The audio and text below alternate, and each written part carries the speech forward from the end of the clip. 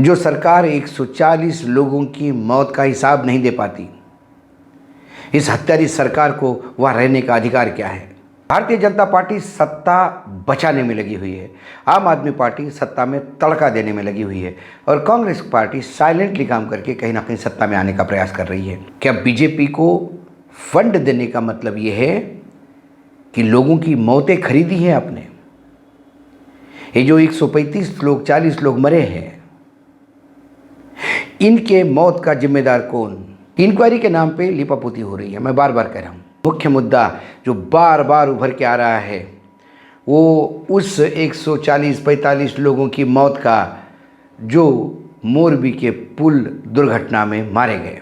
नमस्कार, स्वागत है आपका हिंद वॉइस में।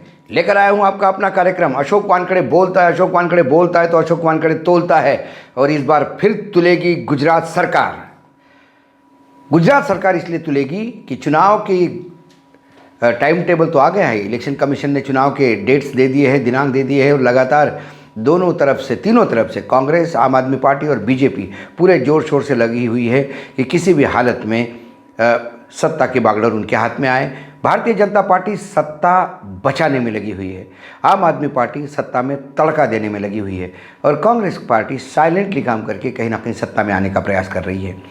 अलग अलग दावे किए जाते हैं। 1 लाख करोड़ की करीब करीब परियोजनाएं प्रधानमंत्री जी ने हाल ही में 2-3 महीने में दे दी। बहुत विश्व गुरु बन गया है भारत, हमने ये कर दिया है, हमने वो कर दिया है। 5वीं इकोनॉमी सबसे बड़ी और तीसरी बनने जा रही है, 5 ट्रिलियन की इकोनॉमी बनने जा रही है।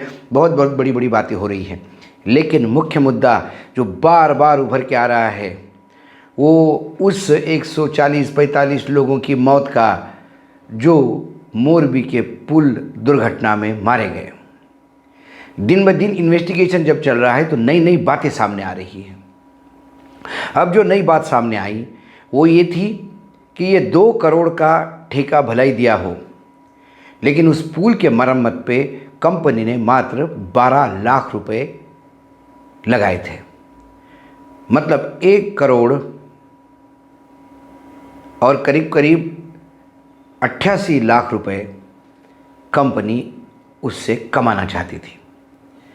फिर आप कहोगे कि कंपनी को 15 साल तक रखरखाव करना है, तो 12 लाख रुपए खर्चा करके कंपनी ने वहाँ टिकट लगा के उगाई भी शुरू की थी। मतलब रोज़ यदि आप ये कहो कि 200 का एवरेज भी पकड़ो या 100 का एवरेज भी पकड़ो, तो जो 15 रुपये का टिकट था उस हिसाब से रोज़ की कमाई उनकी होगी, वो रखरखाव और मेंटेनेंस पे कमाई होगी। कंपनी ने सुधा 1 करोड़ 88 लाख रुपए सीधे सीधे कमाए थे। अब एक किन किन के पॉकेट में गए, कौन कौन इसमें हिस्सेदार थे, क्योंकि जब खीरा कटता है तो सब में बंटता है। अब आप पूछोगे कि ये इन्फॉर्मेशन, अंधभक्त कई होते हैं कि बोले आपको क्या दिल्ली में बैठ के इन्फॉर्मेशन मिली है क्या? इन्वेस्टिगेशन एजेंसीज ने कुछ डॉक्यूमेंट जो ओरेवा नाम की जो कंपनी थी जिसको ये ठेका दिया गया था, उस कंपनी ने सब कॉन्ट्रैक्ट दिया था वेद प्रकाश सॉल्यूशंस को। इस वेद प्रकाश सॉल्यूशंस पे जब छापे मारे गए, जो डॉक्यूमेंट उसमें से मिले, उसमें पता पड़ा कि वेद प्रकाश सॉल्यूशन ने मात्र 12 लाख रुपए लिए थे ओरेवा से और वो 12 लाख रुपए उन्होंने उस पर लगाए मरम्मत में। ऐसी बात हुई। अब मरम्मत में हुआ क्या? दरअसल ये पुल 143 साल पुराना है, जो पहले ही हम बोल चुके हैं। इसकी लंबाई 233 मीटर है और चौड़ाई 1.25 मीटर। ये एक चलने का पुल है। उस समय की उच्चतम टेक्नोलॉजी थी। उसका नीचे बेस लकड़ी का था, लकड़ी गल गई थी तो इन्होंने वो बेस एल्यूमिनियम का लगा दिया। लकड़ी के जगह एल्यूमिनियम लगने से पुल के ऊपर का वजन और लोड बढ़ गया। इसके बारे में इन लोगों ने कोई चिंता नहीं की। जो 4 केबल थी बड़ी लोहे की, जो पुल को पकड़ी हुई थी, वो जंग लग गई थी, पुरानी हो गई थी। उसको जो कॉमन फैक्टर होता है मेंटेनेंस में, उसको ग्रीसिंग या ऑयलिंग करते हैं, वो तक नहीं हुआ। ये जो कंपनी थी वेद प्रकाश सॉल्यूशंस, इनके पास कोई एक्सपीरियंस भी नहीं था पुल मरम्मत का। वो तो शायद रंग रोगन किया उन्होंने, नीचे एल्यूमिनियम डाला, थोड़ा सा रंग लगा दिया, नया नया दिखे ऐसा कर लिया लेकिन इस पे जो सबसे ज़्यादा काम करना होता है वो एंकर पिन पे होता है। एंकर पिन ऐसा एक हुक होता है जो उन तमाम केबल को पकड़े रखता है और उसे ज़मीन के अंदर फाउंडेशन में अच्छे खासे तरीके से मजबूती से गाड़ा जाता है ताकि वो उखड़ नहीं जाए।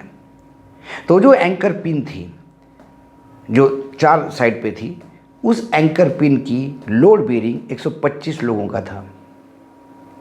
इन्होंने वैसा ही उसका लोड बेरिंग का सारा जुगाड़ ख़त्म कर दिया जब आपने उस पर एल्यूमिनियम डाला, वैसे ही वज़न ज़्यादा हो गया। और उसके बाद जब 300 लोग वहाँ चले गए तो जो अब लगातार पोस्टमार्टम हो रहा है खबरों का, तो दरबारगढ़ के सिरे से, मतलब दरबारगढ़ साइड के तरफ से एक एंकर पिन ज़मीन से फाउंडेशन के साथ उखड़ गई, क्योंकि पहले ही उसको एल्यूमिनियम का वज़न ढो दिया था और उसके बाद 300 लोग चढ़ गए उस पर और पुल एक तरफ से गिर गया। जो कई वीडियोज मार्केट में आए, हमने देखा कि कुछ लोग जाली को पकड़ के ऊपर चढ़ रहे थे, कुछ लोग जो गिर गए झटके के साथ, जो संभल ही नहीं पाए वो तो मरी गए, क्योंकि नदी में पानी ज़्यादा नहीं था, लेकिन नदी का जो तला है वो नुकीले पत्थरों का है, उसमें जख्मी होकर मर गए थे। अब इन तमाम बातों में क्या कंपनी ने जब बोला कि जो देव प्रकाश कंपनी है, जब इन्होंने बोला कि भाई हमने ये काम पूरा किया, उसका स्ट्रक्चरल ऑडिट हुआ क्या? नहीं हुआ। ये जो हमारे ओरेवा के मालिक है जयसुख पटेल, जिसको मैं सरकारी दामाद कहता हूँ, वो आए, उन्होंने परिवार के साथ एक बार चल के देखा, 10-5 लोगों ने, उनको लगा अच्छा दिख रहा है पुल। उन्होंने अपनी बिटिया को बुलाया, इनॉग्रेशन करवाया, फ़ोटो छपवाए और लोगों के लिए एक मौत का कुआं खोल दिया जिसमें लोग गए और मर गए। इंक्वायरी के नाम पे लिपापोती हो रही है। मैं बार बार कह रहा हूँ, मीडिया और सोशल मीडिया का प्रेशर इतना था कि जो वहाँ से चीफ ऑफिसर थे संदीप सिंह झाला, जिन्होंने पहले ही बोल दिया था, हाथ ऊँचे कर दिए थे कि भैया मेरे को तो कोई मतलब नहीं है, हमको तो पता भी नहीं था कब इनॉग्रेशन हुआ, उन्हें निलंबित किया गया है। इन्हें निलंबित नहीं, इन्हें टर्मिनेट करना चाहिए था, नौकरी से निकाल देना चाहिए था, लेकिन इनको निलंबन, सस्पेंशन किया है। 2-4 महीनों में जब सब शांत हो जाएगा तो उनका निलंबन वापस होगा, बड़े अच्छे पोस्ट पे चले जाएंगे बाद में, क्योंकि उन्होंने इसमें लिपापोती करने में बहुत मदद की। अब जयसुख पटेल ऐसे क्या है कि जिनके ऊपर एफआईआर का, जिनमें नाम ही नहीं, जिनके कंपनी को ये ठेका मिला था, उनके डायरेक्टर्स का नाम आना चाहिए। याद करिए उपहार सिनेमा का जो हादसा हुआ था, अंसल बंधु तो घर पे बैठे थे, उन्हें मालूम भी नहीं था कि हमारे सिनेमा हॉल में कितने दरवाजे होंगे, लेकिन उपहार में जब आग लगी, भगदड़ मची, कई लोग मर गए, तो अंसल बंधुओं को भी जेल जाना पड़ा। ऐसे कई कंपनी के डायरेक्टर हैं जो जेल जाते हैं, जिनके ऊपर मुकदमे चल रहे हैं। ये ओरेवा कंपनी के मालिक जो डायरेक्टर, चीफ मैनेजिंग डायरेक्टर है, इनके ऐसा क्या लगा हुआ है जयसुख पटेल का कि जिसको बीजेपी की सरकार डर रही है या बीजेपी की सरकार उपकृत कर रही है। जयसुख पटेल ये बीजेपी के बड़े फंडर है। साथ में पुरुषोत्तम रूपाला जो मंत्री जी हैं, उनके ये समधी है। मैंने तो पहले ही कहा था कि सैया भय कोतवाल तो फिर डर काहेगा। प्रधानमंत्री बहुत ट्रोल हुए, बहुत प्रधानमंत्री को लोगों ने भला बुरा कहा। जब ये मौतों, एक तरफ मातम मंद रहा था और दूसरी तरफ वो रंगारंग कार्यक्रम कर रहे थे। फिर आनंद फानंद में 2 तारीख को उन्होंने वहाँ पे जाके घड़ियाली आंसू बहाए, लेकिन उनके जाने के लिए भी जिस हिसाब से रंग रोगन हो रहा था अस्पतालों में, उसमें भी लोगों ने कई गालियाँ दी। कुल मिला के अब चुनाव के आपाधापी में ये मोरबी का पूरा कांड कहीं दबता हुआ नज़र आ रहा है। लेकिन हिंद वॉइस ये आम आदमी का वॉइस है, आम आदमी की ज़बान है। यदि ये अन्याय हो गया है और चुनाव के आपाधापी में यदि इसको लोग निगलेक्ट कर रहे हैं या इसको छोड़ रहे हैं, तो हमें लगता है कि ये चुनाव का मुद्दा बनना चाहिए। जो सरकार 140 लोगों की मौत का हिसाब नहीं दे पाती, इस हत्यारी सरकार को वहाँ रहने का अधिकार क्या है? अधिकारी को सस्पेंड करके आप हाथ पैर नहीं झाड़ सकते। जिनका एफआईआर में नाम होना था वो क्यों नहीं है? क्या बीजेपी को फंड देने का मतलब ये है कि लोगों की मौतें खरीदी हैं आपने? ये जो 135 लोग 40 लोग मरे हैं, इनके मौत का जिम्मेदार कौन? सीधा गुजरात सरकार पे जाता है। सुई का जो शक की सुई है, और गुजरात सरकार माने पीएमओ, क्योंकि प्रधानमंत्री कार्यालय से ही गुजरात सरकार चलती है। वहाँ तो बेचारे रबर स्टैम्प बैठे हुए हैं।